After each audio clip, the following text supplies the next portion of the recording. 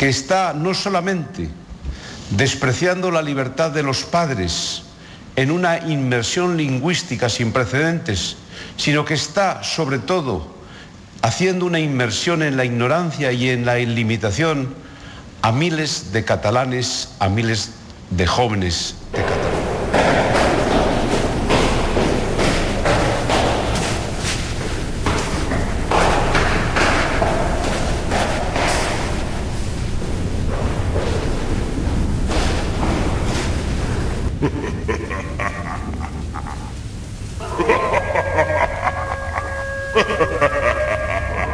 És el camí al fracàs, el tancament, l'aïllament, tot això els pobles els porta a l'empobriment i al fracàs.